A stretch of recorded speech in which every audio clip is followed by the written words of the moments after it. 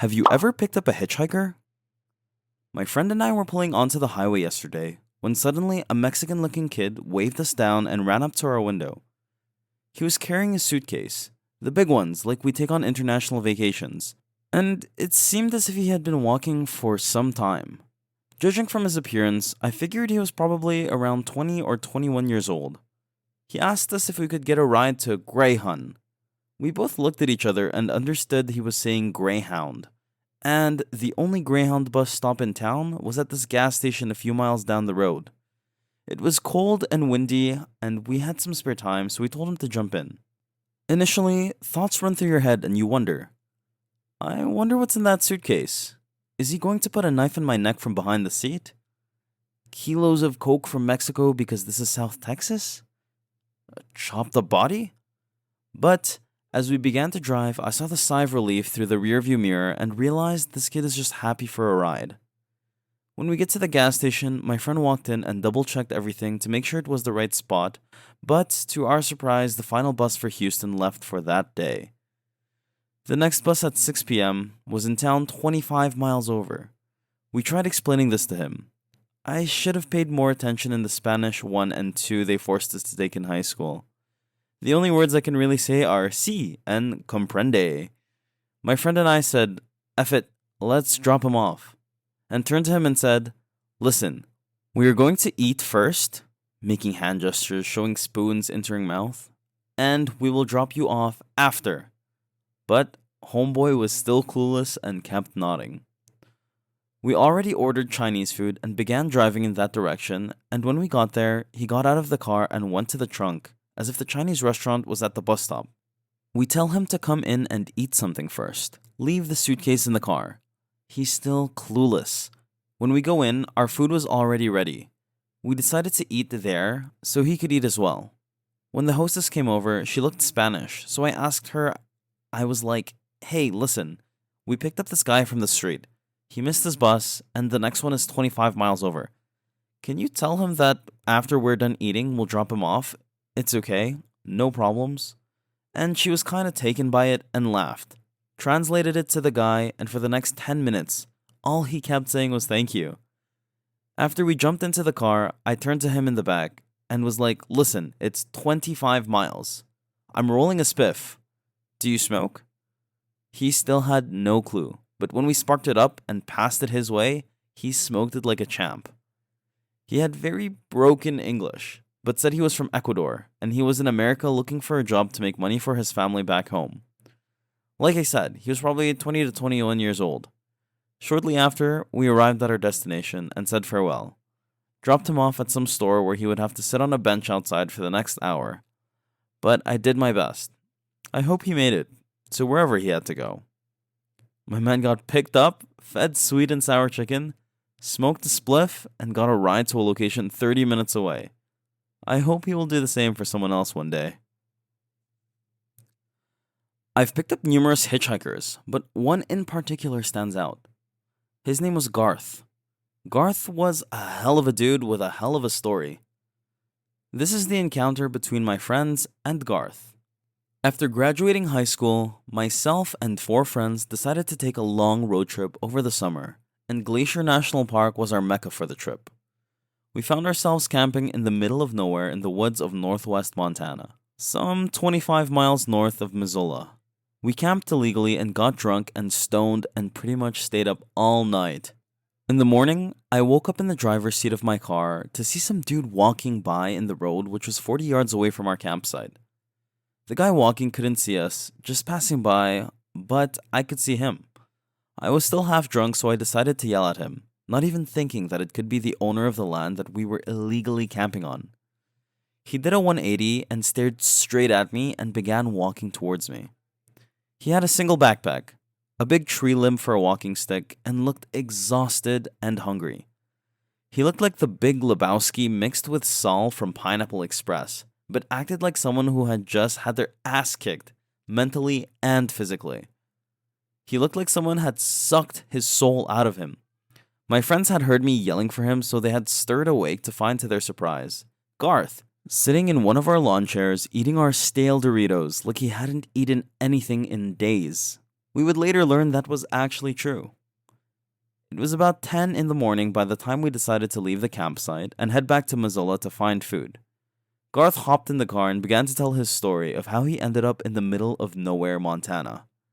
He sat shotgun and talked while my friend sat behind him, ready for Garth to try to kill us or something crazy.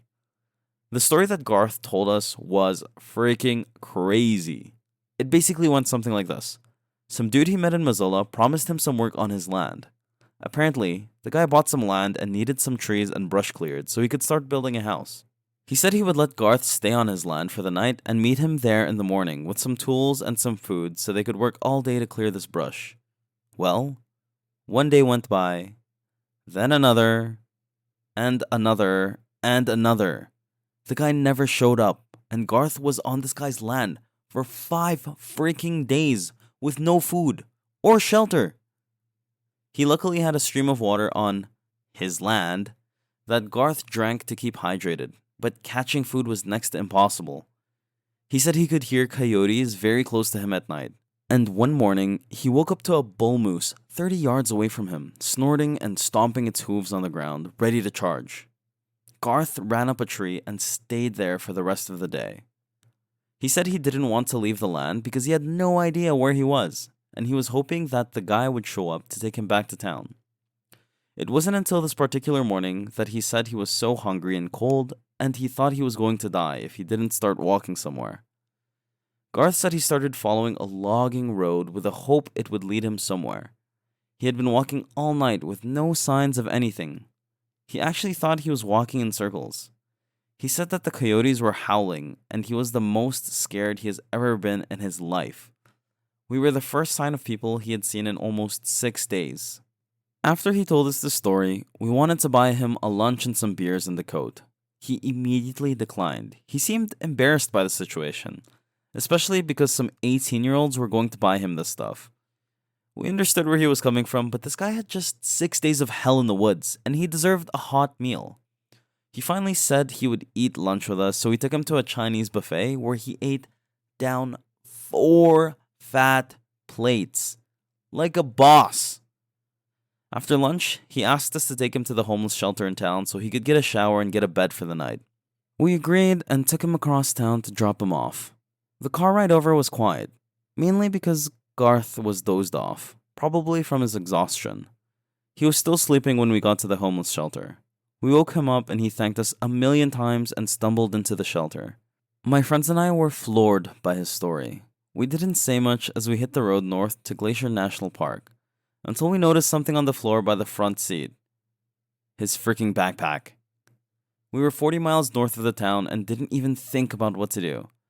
We pulled over and turned around to take his backpack to him at the shelter.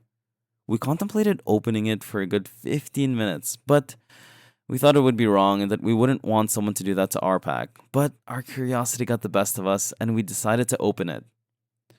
Garth was too epic to not find out what he had in there to aid in his wilderness adventure. We joked about what would be in there.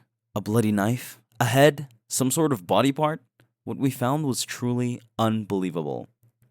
We found out that Garth was bipolar and diabetic based on his medications. He had some oral glucose gel to combat his low blood sugar, a blood sugar machine, and Zoloft, which is an antidepressant. It blew my mind that this man, a diabetic, would even think about staying in the woods for this long while knowing he was a diabetic. We also found a notebook that had some sketches and writings, mainly about his travels around the Pacific Northwest. I wanted to read more, but we had reached the shelter to return his pack. Garth was an effing man if I had ever met one. We thought he could use a little help, so we put $100 in his pack before we gave it back to him. He was inside sitting at a table when we arrived with his pack. I held out the pack and just said, "I think you forgot something, man." He stood up and ran over to me, grabbed it and gave me a huge bear hug and started crying. He told me while he was hugging me that he thought that he had just lost everything he owned after we dropped him off. It was weird, but I felt like I had to hug him back, so I did. He followed us back out to our car and thanked us again and offered us a cup of coffee. We declined and said we had to be on our way to get there before dark. He understood and even offered to take a look at our car's oil and other stuff before we headed out. We said no, it's okay, said goodbye, and drove off to the corner. We were stuck at a traffic light, and I could still see him in the rearview mirror, probably 50, 60 yards behind us. He knelt down to dig through his backpack. He took out his glucometer, his notebook, and then the $100 we had put in there. He saw it and started running after us, either to thank us or to try to give it back. The light turned green, and we drove off before he got to us. I stood out the car window, gave him a wave and a peace sign. He responded with a salute and the biggest smile I'd ever seen. We drove off and we never saw him again. That was our encounter with Garth, the world's manliest hobo. Wherever you are, Garth, Godspeed, my good man. Just about every time I see someone, I stop. I kind of got out of the habit in the last couple of years, moved to a big city and all that. My girlfriend wasn't too stoked about the practice. Then some crap happened to me that changed me, and I am back to offering rides habitually. If you would indulge me, it is a long story and has almost nothing to do with hitchhiking other than happening on a road. This past year, I have had 3 instances of car trouble. A blowout on a freeway, a bunch of blown fuses, and an out-of-gas situation. All of them were while driving other people's cars, which, for some reason, makes it worse on an emotional level. It makes it worse on a practical level as well, that with the fact that I carry things like a jack and extra fuses in my car, and know enough not to park facing downhill on a steep incline with less than a gallon of fuel. Anyway, each of these times this crap has happened, I was disgusted with how many people would not bother to help me. I spent hours on the side of the freeway waiting, watching roadside assistance vehicles blow past me, for AAA to show. The 4 gas stations I asked for gas can told me that they couldn't loan them out for my safety. But I could buy a really crappy 1-gallon one with no cap for $15. It was enough, each time, to make you say crap like, "This country is going to hell in a handbasket." But you know who came to my rescue all 3 times? Immigrants. Mexican immigrants. None of them spoke a lick of the language, but one of those dudes had a profound effect on me. He was the guy that stopped to help me with a blowout with his whole family of 6 in tow. I was on the side of the road for close to 4 hours. Big Jeep, blown rear tire, had a spare but no jack. I had signs in the windows of the car, big signs that said, "Need a jack," and offered money. No dice. Right as I am about to give up and just hitch out there, a van pulls over and dude bounds out. He sizes the situation up and calls for his youngest daughter, who speaks English. He conveys through her that he has a jack, but it is too small for the Jeep, so we will need to brace it. He produces a saw from the van and cuts a log out of a downed tree on the side of the road. We rolled it over, put his jack on top, and bam, in business. I start taking the wheel off, and if you can believe it, I broke his tire iron. It was one of those collapsible ones, and I wasn't careful, and I snapped the head I needed clean off. Crap. No worries. He runs to the van, gives it to his wife, and she's gone in a flash. Down the road to buy a tire iron. She's back in 15 minutes. We finished the job with a little sweat and cussing. Stupid log was starting to give. And I am a very happy man. We are both filthy and sweaty. The wife produces a large water jug for us to wash our hands in. I tried to put a 20 in the man's hand, but he wouldn't take it, so I instead gave it to his wife as quietly as I could. I thanked them up one side and down the other. I asked the little girl where they lived, thinking maybe I could send them a gift for being so awesome. She says they live in Mexico. They are here so mommy and daddy can pick peaches for the next few weeks. After that, they're going to pick cherries and then go back home. She asks if I had lunch, and when I told her no, she gave me a tamale from their cooler. The best freaking tamale I had ever had. So, to clarify, a family that is undoubtedly poorer than you, me, and just about everyone else on that stretch of road, working on a seasonal basis where time is money, took an hour or 2 out of their day to help some strange dude on the side of the road when people in tow trucks were just passing me by. Wow. But we aren't done yet.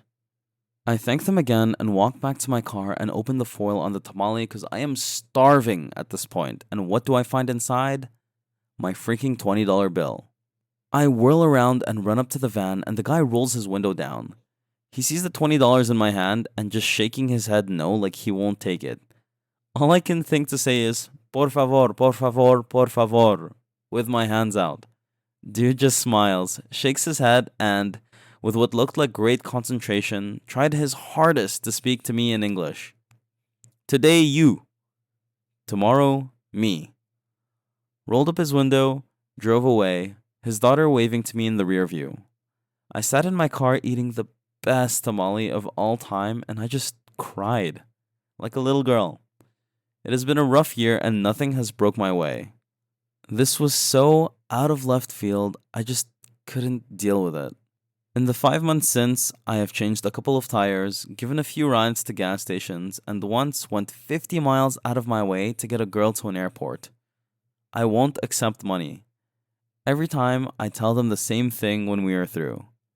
Today you, tomorrow me.